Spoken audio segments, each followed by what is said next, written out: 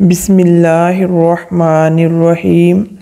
رمضان کی تیاری کیسے کریں؟ حضور صلی اللہ علیہ وسلم رمضان المبارک کا استقبال کیسے کرتے تھے؟ محترم ناظرین، رمضان المبارک کا عظیم الشان مہینہ آنے والا ہے، جس کا انتظار مسلمانوں کو شدت سے رہتا ہے اور اس کی تیاری شعبان معظم کے مہینے سے شروع ہو جاتی ہے۔ یہ مہینہ رحمت، برکت اور مغفرت والا مہینہ ہے، نیکی اور ثواب کمانے والا مہینہ ہے، بخشش اور جہنم سے خلاصی کا مہینہ ہے۔ اسی مہینے میں بندے کو اپنے رب سے قربت کا عظیم موقع ہاتھ آتا ہے۔ اس مہینے میں رضائے الہی اور جنت کی بشارت حاصل کرنے کے مواقع بڑھ جاتے ہیں۔ ذرا تصور کیجئے، جب آپ کے گھر کسی اہم مہمان کی آمد ہوتی ہے تو ہم اور آپ کیا کرتے ہیں؟ ہم بہت ساری تیاریاں کرتے ہیں، گھر کی صاف صفائی کرتے ہیں، گھر آنگن کو خوب سجاتے ہیں، خود بھی زینت اختیار کرتے ہیں اور بال بچوں کو بھی اچھے کپڑے پہناتے ہیں۔ پورے گھر میں خوشی کا ماحول ہوتا ہے، بچے خوشی سے اچھل کود کرتے ہیں۔ مہمان کی خاطر تواضع کے لیے انگنت پرتکلف سامان تیار کیے جاتے ہیں۔ جب ایک مہمان کے لیے اس قدر تیاری، تو اللہ کی طرف سے بھیجا ہوا مہمان رمضان کا مہینہ ہو تو اس کی تیاری کس قدر ہونی چاہیے؟ رمضان کی تیاری اور رمضان کا استقبال کس طرح ہونا چاہیے، اس کا اندازہ ہمیں حضور صلی اللہ علیہ وسلم کی زندگی سے ہوگا کہ حضور صلی اللہ علیہ وسلم کیسے رمضان کا استقبال کرتے۔ حضور نبی کریم صلی اللہ علیہ وسلم رمضان المبارک سے اتنی محبت فرماتے کہ اکثر اس کے پانے کی دعا فرماتے تھے، اور رمضان المبارک کا اہتمام ماہ شعبان میں ہی روزوں کی کثرت کے ساتھ ہو جاتا تھا۔ آپ صلی اللہ علیہ وسلم بڑے شوق و محبت سے رمضان المبارک کا استقبال فرماتے۔ روایات میں آتا ہے، جوں رمضان کے دن قریب آتے جاتے، لقائے الہی کے اشتیاق میں حضور صلی اللہ علیہ وسلم کی تڑپ بڑھتی چلی جاتی۔ رمضان سے 2 ماہ بیشتر رجب کے مہینے میں ہی آپ صلی اللہ علیہ وسلم کے ہاں رمضان کا تذکرہ شروع ہو جاتا۔ ایک روایت کے مطابق حضور صلی اللہ علیہ وسلم رجب کے مہینہ میں یہ دعا عرض کیا کرتے: اللہم بارک لنا فی رجب و شعبان و بلغنا رمضان، یعنی اے اللہ ہمیں رجب اور شعبان میں برکت عطا فرما اور رمضان نصیب فرما۔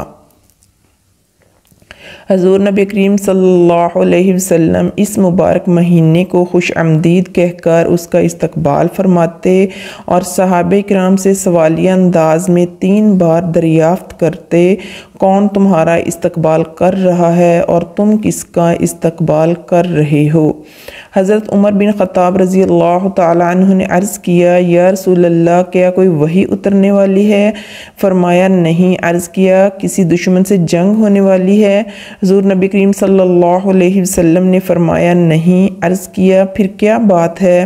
آپ صلی اللہ علیہ وسلم نے فرمایا: بے شک اللہ تعالیٰ ماہ رمضان کی پہلی رات ہی تمام اہل قبلہ کو بخش دیتا ہے۔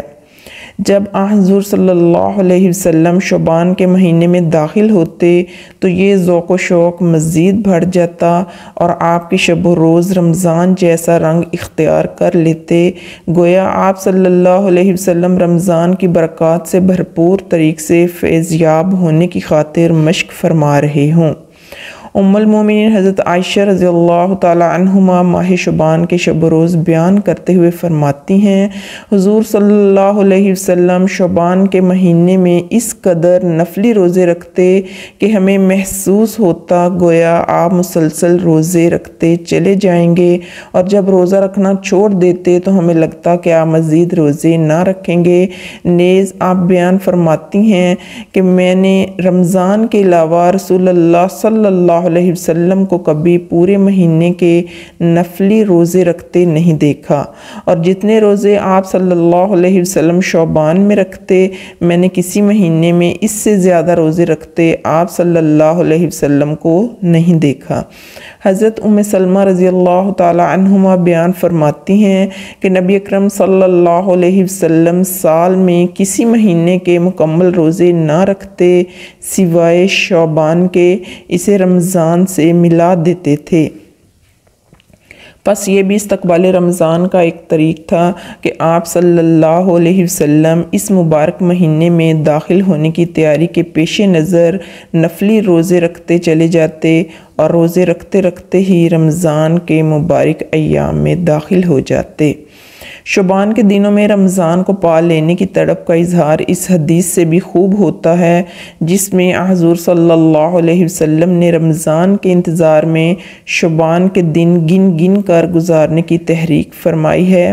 حضرت ابو ہریرہ رضی اللہ تعالی عنہ روایت فرماتے ہیں کہ حضور صلی اللہ علیہ وسلم نے فرمایا، شعبان کے چاند رمضان کے انتظار میں گن گن کر گزارو۔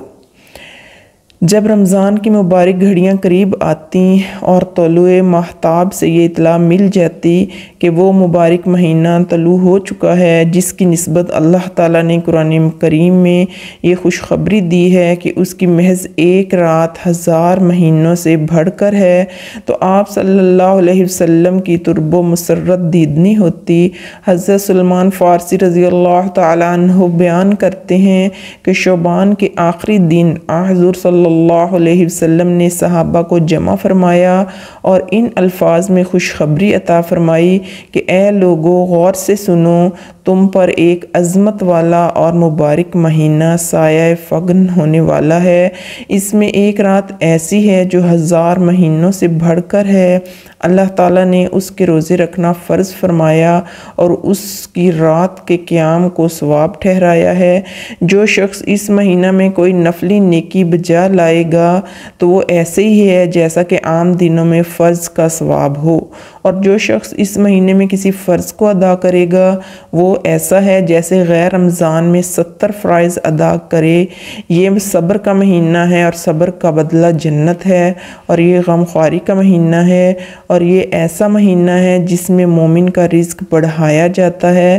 جو شخص کسی روزہ دار کا روزہ افطار کرائے اس کے لیے گناہوں کے معاف ہونے اور آگ سے نجات کا سبب ہوگا، اور اسے روزہ دار کے ثواب کے برابر ثواب ہوگا، مگر روزہ دار کے ثواب سے کچھ بھی کمی نہیں ہوگی، اور یہ ثواب ہر اس شخص کو بھی نصیب ہوگا جو دودھ کے ایک گھونٹ، کھجور یا پانی کی ایک بوند سے روزہ افطار کرواتا ہے۔ لیکن جو کسی روزہ دار کو سیر کر دیتا ہے تو اللہ تعالیٰ اس کو میرے حوض سے ایسا شربت پلائے گا کہ پھر اسے کبھی پیاس نہ لگے گی یہاں تک کہ وہ جنت میں داخل ہو جائے گا۔ اور یہ ایسا مہینہ ہے جس کا اول حصہ رحمت ہے، درمیانی حصہ مغفرت اور آخری حصہ جہنم کی آگ سے آزادی ہے۔ جو شخص اس مہینے میں اپنے غلام اور نوکر کے بوجھ کو ہلکا کر دے تو اللہ تعالیٰ اس کی مغفرت فرما دے گا اور آگ سے آزادی عطا فرما دے گا۔